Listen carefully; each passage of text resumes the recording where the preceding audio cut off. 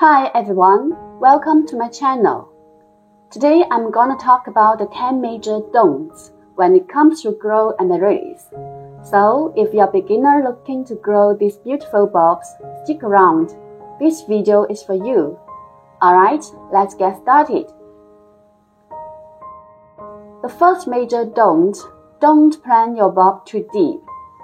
Make sure you leave at least 1/3 of the bulb above the soil. Here's why. The top part of the bulb, known as the neck, is very sensitive to moisture.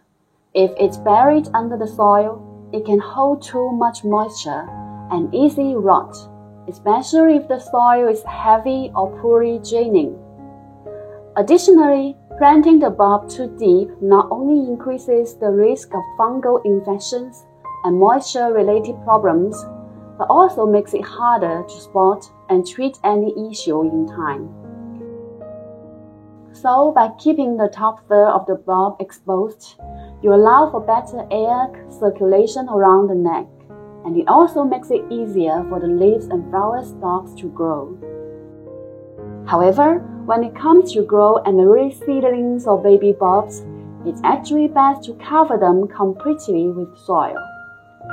Seedlings don't store as much water in the bulb and need more moisture than mature bulbs. And since they are more fragile, if being exposed to the air, especially in hot weather, the outer layers can dry out easily by the sun. This results in a slow growth. So to sum up, for mature bulbs, keep at least 1/3 of the bulb above the soil. For seedlings, lightly cover the entire bulb with soil.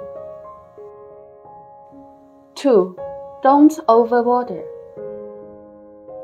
Amaryllis bulbs are prone to rot if left in waterlogged soil, so water them sparingly, especially in the following conditions. 1. If you are growing them indoors, in a less airy environment. 2. When temperatures drop below 60 degrees Fahrenheit, amaryllis slows down in growth. 3. Right after planting, before any leaves have appeared, which shows it has not developed roots. On the flip side, if you are growing them outdoors, especially during the hot summer months when the amaryllis is actively growing, you will need to increase your watering frequency and amount. Anyway, if you are not very experienced with amaryllis, you'd better less water than overwater. 3. Don't use heavy or compact soil. Amaryllis need well-draining soil, so avoid using garden soil alone. Not because garden soil is inherently bad, but because when used in containers, it can become too dense and may not drain well. This increases the risk of bulb rot, especially if you accidentally overwater. The ideal soil mix should be light, airy, and able to retain moisture without becoming waterlogged. Here's what I recommend adding to garden soil. Perlite or coarse sand. These improve drainage and aeration, helping prevent the soil from compacting. Rice husk or sawdust. They are great amendments that are lightweight and enhance drainage and aeration, similar to perlite. Peat moss or coco coir. These help retain moisture without making the soil too soggy, and they maintain a slightly acid pH, which amaryllis prefers. Compost or organic fertilizer. Adding a bit of the compost or organic fertilizer can enrich the soil with nutrients, promoting healthy growth. I don't have an accurate ratio of the above-mentioned ingredients, and you don't need to add every ingredient. Just pick 2 to 3 to mix with the soil. Use an approximate ratio like 2 parts of potting soil or garden soil, and 1 to half part for 2 to 3 types of ingredients. Then you will still get a well-balanced soil mix for your amaryllis. This flexible eye-boring method works well as long as the soil doesn't become too compact or waterlogged. 4. Don't expose the bulb to extreme cold. Amaryllis is sensitive to frost. Here I'm gonna show you what a frost-damaged bulb looks like. It turns brown, becomes soft and mushy, which is a sign of tissue damage. Unfortunately, once this happens, the bulb is likely dead, and there's nothing you can do but to discard it.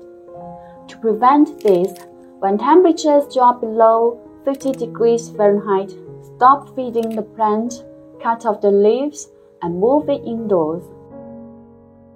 If you are growing them outdoors in the ground or in a garden bed, be sure to dig them up before the first frost hits.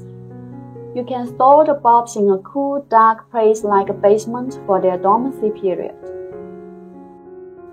5. Don't keep your amaryllis indoors year-round. Amaryllis plants love the sun and need adequate light to grow and rebloom.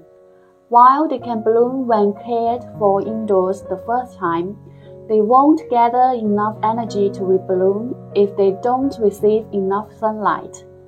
So, after the blooming period is over, be sure to place your plant in a sunny location where it can get plenty of direct sunlight. 6.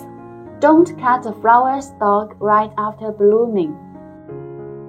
After blooming, only remove the faded flowers, but leave the flower stalks intact, as the stalk continues to photosynthesis, converting sunlight into energy that is stored in the bulb. Besides, the stalk is hollow, which can allow water to seep into the bulb if exposed to rain or overhead watering. This increases the risk of bulb rot or infections like red blotch. So, wait until the stalk turns yellow and dies back naturally. Once it turns yellow, it has completed its role, and it can then be safely removed. 7. Don't water overhead during the post-flowering stage.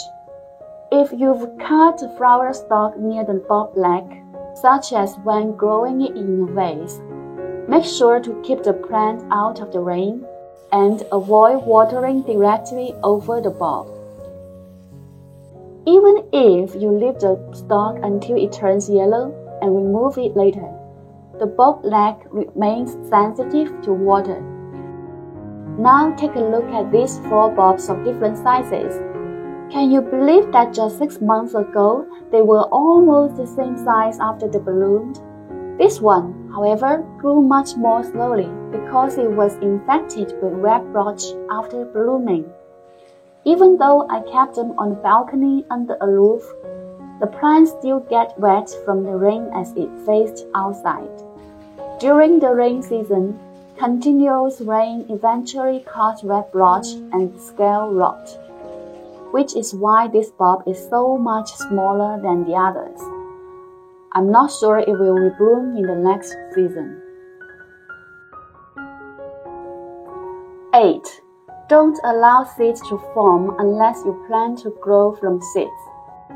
Seed production uses up a lot of energy from the bulb, and it will take longer for the plant to recover and restore energy for the next blooming. Personally, I enjoy pollinating or cross-pollinating my amaryllis to produce seeds. But keep in mind, it can take 3 to 4 years for seedlings to bloom, which requires patience. So, if you are not interested in growing from seeds, avoid pollinating or letting seeds form. Just focus on getting the bulb to rebloom. 9. Don't cut leaves during the growing season. You might be wondering, when is the growing season? It's the time after blooming and before dormancy, typically from summer to autumn. As long as the temperatures stay above 60 degrees Fahrenheit, the leaves will keep growing. The leaves are crucial for energy production, helping the bulb store nutrients for future blooms. During this period, only remove yellow or dead leaves. Save the trimming for late autumn or early winter when the plant is ready to go dormant. 10. Don't keep using a high nitrogen fertilizer. While nitrogen promotes leaf growth, Too much can result in lots of foliage and few or no blooms. After blooming, use a balanced fertilizer for 2 to 3 months, then switch to a bloom booster fertilizer for another 2 to 3 months to encourage flower production. For more detailed instructions on fertilization, check the link at the end of this video. I hope you guys found these tips helpful. If you did, please give it a like and share it with your fellow amaryllis lovers. Don't forget to subscribe to my channel for more content on growing amaryllis. Whether you are a beginner or an enthusiast, I have something for you. Thanks for watching. See you next time. Bye.